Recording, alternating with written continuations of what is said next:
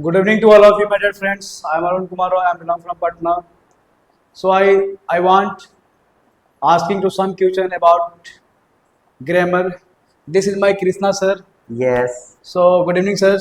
Good evening. Good evening. Sir, what is the importance of grammar in spoken English? You say me about its methods, but I want you say in Hindi, so my audience is easily understands right now. So do you think that your all our all audience are less than you? I think yes. Oh my God. So you are underestimating the value of audience. They are more intelligent. Okay. Yes, So yes. maybe suppose you have fever, it means what? You can say that the every person in the world is suffering from fever. No, no, no, sir. No. No. So why you are saying that your audience is less But I than you? think easily understand some Bihari people is the no higher education and no learn of English, so So easily no it understand of means talk on English.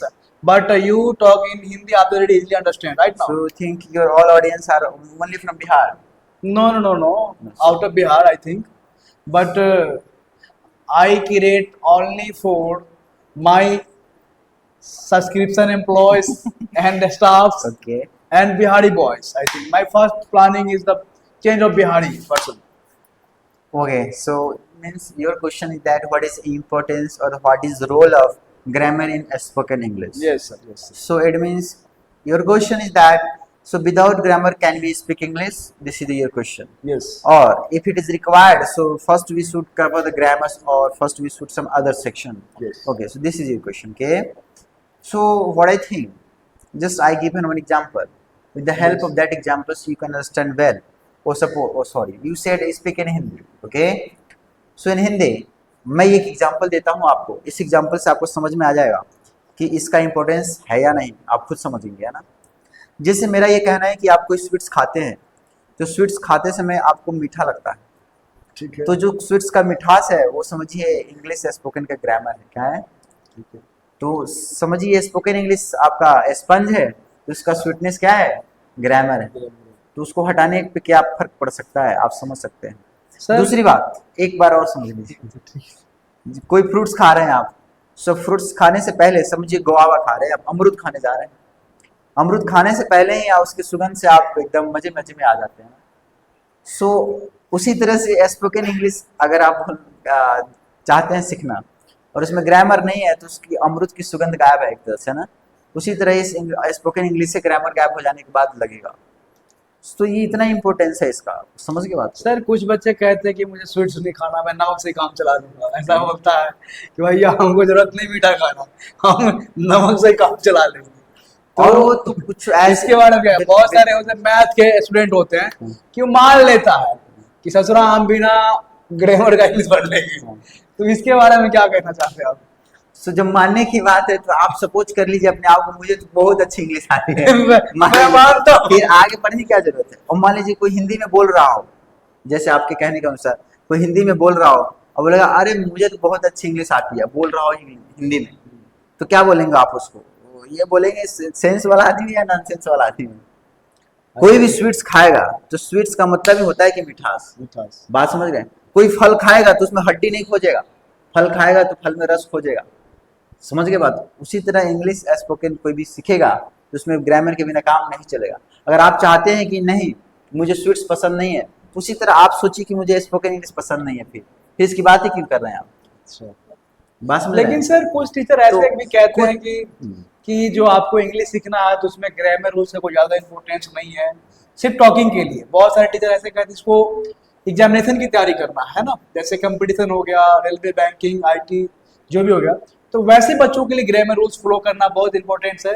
लेकिन हम जो everyday बातें करते हैं friend से, दोस्त से, teacher से, तो वैसे में ग्रामर रूल की ज्यादा इंपॉर्टेंस लोग नहीं मानता और तो कहता है कि विदाउट ग्रामर ही आप बोल सकते हैं। तो और कुछ लोग ऐसे जो कहता है कि बोलता भी है। ठीक ओके, समझ गया मैं। आपके कहने का मतलब ये है कि जो इंग्लिश स्पोकन की बात कर रहा है उसके लिए ग्रामर उतना इम्पोर्टेंट नहीं है जितना कंपटीशन वाले के लिए इम्पोर्टेंट है, Yes. जितना अदर एग्जाम में बैठने वाले के लिए इम्पोर्टेंट है। तो उसी तरह आप समझिए, लेट ऐसे समझिए कि किसान भी खेत में काम करता है, वो भी कुछ कपड़ा पहनता है, नंगा तो नहीं रहता है। पर कुछ हीरो हीरोइंस है, कुछ शूटिंग के लिए, फिल्म शूटिंग के लिए जा रहे हैं, वो भी कपड़ा पहनते हैं और उनकी कपड़े के स्टाइल कुछ अलग होता है। भरपूर कपड़ा स्टैंडर्ड क्वालिटी के कपड़े होते हैं। जो काम कर रहा है खेत में किसान, उसके पास भी कपड़े होने चाहिए, नंगा तो वो भी नहीं रह सकता है। थोड़े बहुत कपड़े उसके पास भी होने चाहिए, चाहे सस्ते ही क्यों ना हो। उसी तरह से जो कंपटीशन के लिए पढ़ रहा है उसको तो अच्छे से आना ही चाहिए ग्रामर, क्योंकि क्वेश्चन डायरेक्ट आएगा। यस लेकिन जो स्पोकन के लिए जा रहा है वो भी नंगा भूखा नहीं रहेगा, उसको भी उसको थोड़े भी बहुत चाहिए क्या, वो थोड़े बहुत ग्रामर चाहिए, सिंपल ग्रामर चाहिए, ना कि डीप ग्रामर चाहिए, लेकिन चाहिए क्या। समझ गए बात को ना। कपड़े थोड़े बहुत ही किसान पहनता है खेत में काम करते समय, लेकिन कपड़े के बिना तो काम नहीं चल सकता। तो ग्रामर चाहिए। कुछ टीचर्स जो बोलते हैं वो बच्चों को सिखाने के लिए शुरू में बोल देते हैं कि ज़्यादा टेंशन ले लेगा, ग्रामर का नाम सुन के तो सीखेगा ही नहीं इंग्लिश, तो इसलिए ऐसे बोल देते हैं कि थोड़ा बहुत तो सीखने की कोशिश करें, फिर इसके बाद इसको खुद लोड देंगे हम, है। तो बात समझ रहे बात को, क्यों टीचर ऐसे बोलते हैं। पर बिल्कुल अगर टीचर कहते हैं कि नहीं कोई ज़रूरत ही नहीं है, कोई ज़रूरत ही नहीं, बार बार पूछने पे भी, इसका मतलब शायद उनको ही बदलने की ज़रूरत है अपने आप को, है ना।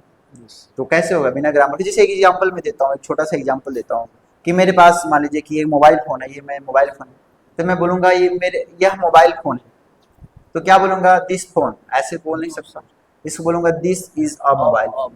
तो इज जो यहाँ पे हमने यूज़ किया वो एक तरह से हेल्पिंग वर्ब है। हेल्पिंग आ जो हमने ए यूज़ किया वो क्या है, आर्टिकल। आर्टिकल। तो ये सब एक तरह से सिंपल ग्रामर है, सिंपल ग्रामर है। तो सिंपल ग्रामर मतलब हमें पढ़ने ही चाहिए स्पोकन के लिए। अगर हमें नहीं आएगा तो हम बेसिक इंग्लिश नहीं बोल पाएंगे, या कोई सामने बोल रहा हो वो उसको ग्रामर अच्छे से आता हो वो बोल रहा हो, तो हम उसकी भाषा को कैसे समझ पाएंगे, उसके फीलिंग को कैसे समझ पाएंगे। इसलिए उसके लिए भी, दूसरे को समझने के लिए भी हमें क्या नहीं चाहिए, ग्रामर पढ़ना आनी ही चाहिए ग्रामर। मैं नहीं कह रहा हूँ कि पूरा एकदम मास्टर बनना है, थोड़ा बहुत ग्रामर पे फोकस करना पड़ेगा। ओके, अब तो मुझे लगता है आपका डाउट क्लियर हो चुका होगा। यस सर, मेरा डाउट क्लियर हो गया। I go it. Thank you very much to all of my friends. Okay. So okay, I think now I end this video, and again we will come with some new question Okay, for our lovely audience. Okay. Thank you very much.